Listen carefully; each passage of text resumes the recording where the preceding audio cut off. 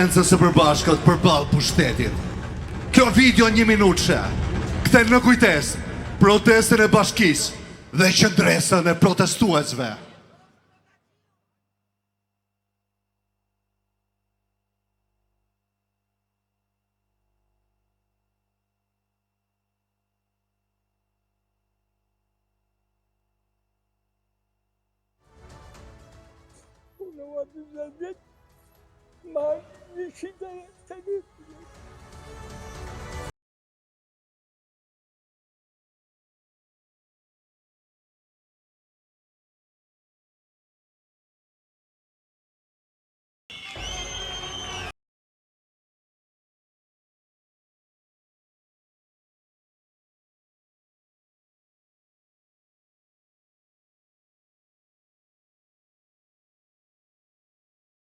Unë o atë në vjetë, ma një shita e të një.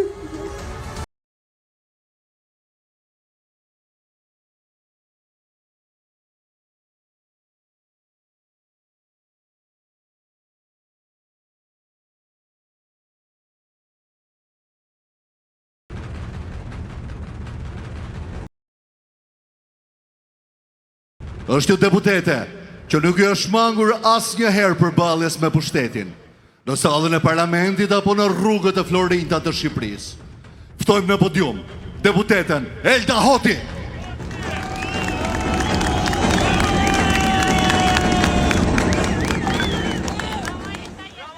Të dashur qytetar, të dashur opozitar që jeni sot në këtë shesh, i nderuar lideri i opozitës, profesor doktor Sali Berisha.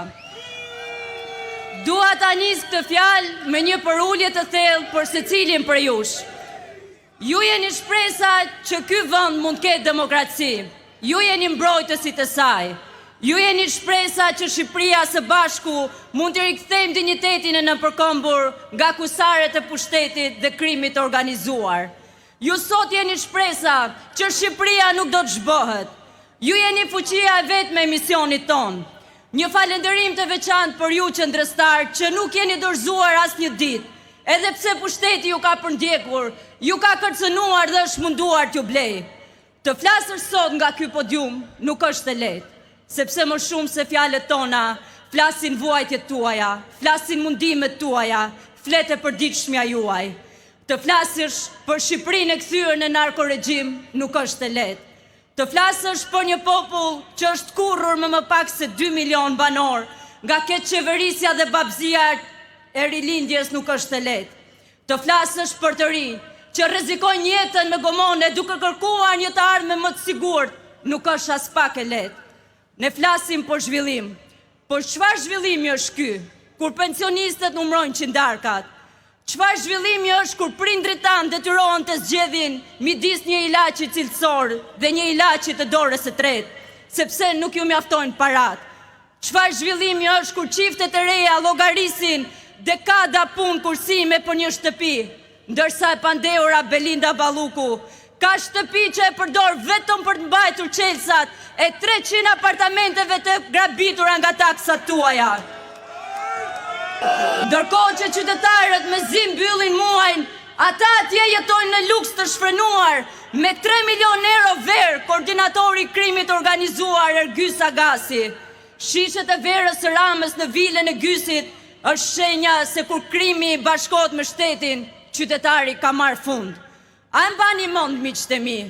30.000 euro një shishe verë pinte kryeministri. Sa pensioni 30 pensionisteve në një vit? Bodrumi me veri Gysit, sa kostoja e pajisjeve që i duhen onkologjikut, që shqiptarët të mos vdesin në korridoret e spitaleve. Po për hallet personalet e Belindës dhe Edit, a duhet ne të braktisim shtëpit tona, familjet tona, vendin ton? Sigurisht që jo.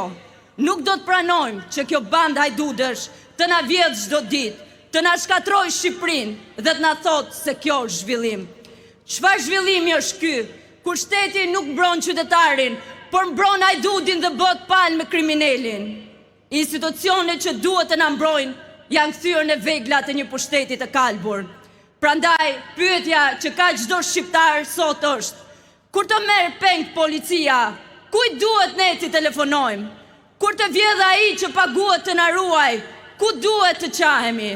Prandaj të dashur qytetar, ne sot nuk kemi një qeveri, por kemi një band hajdudësh, dhe në kryet e kësaj bande qëndron një kryeministër që është kreu i saj dhe nuk po qeveris Shqipërinë. Ai negocion për të mbajtur pushtetin, negocion për të shpëtuar veten dhe rrethin e tij, ndërsa Shqipëria zhdytet çdo ditë më shumë në mjerim. Por Shqipëria nuk është pronë e tyre. Shqipëria nuk është plaçk për të ndarë mes një grushti njerëzish. Shqipëria është e qytetarëve të saj. Ndajikja nuk është alternativë. Dorëzimi nuk është alternativë. Të kthejmë kokën në anën tjetër nuk është alternativë. Alternativë është t'i rrëzojmë një orë më parë. Kjo band hajdudësh, kjo qeveri e organizuar në krim, duhet të thyej qafën, duhet të përfundojë në koshin e plerave të historisë. Alternativa, miqtë e mi, është bashkimi, është guximi dhe qëndresa. Drejtësia, dinjiteti dhe liria nuk dhurohen, por fitohen. Ne do të qëndrojmë. Dhe opozita është e gatshme të bëjë çdo sakrificë për të rikthyer shtetin ligjor. Sot është dita për guxim, sot është dita për zë, sot është dita për qëndresë. Të ngrihemi për fëmijët tanë, të ngrihemi për prindrit tanë, të ngrihemi për Shqipërinë tonë. Zoti ju bekoft ju dhe shqiptarët. Faleminderit.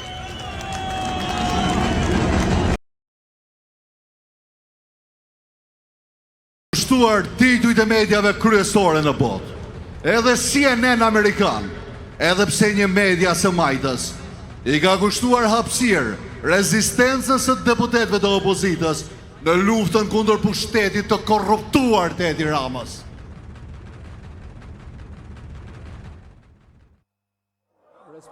This chaotic scene erupted inside Albanian parliament after weeks of tension due to corruption allegations against the deputy prime minister. You can see opposition lawmakers lighting flares, throwing water at the speaker, and scuffling in a bid to disrupt the session.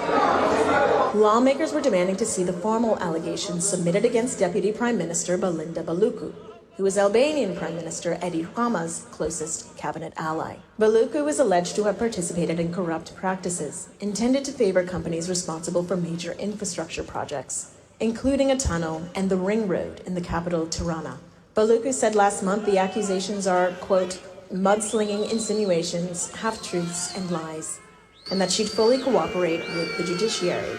The Special Prosecution Office, tasked with fighting corruption and organized crime, has asked Parliament to allow Baluku's arrest. The legislature, where Rama's ruling party has a majority, is expected to vote on the request.